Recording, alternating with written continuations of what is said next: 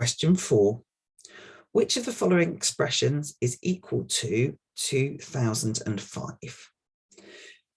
So what we can do, I would always start at A. You can start at whichever you want, but let's start at A to be able to see. You'll see this answer is B, but let's start at A to give us the idea, because I generally would never start at B.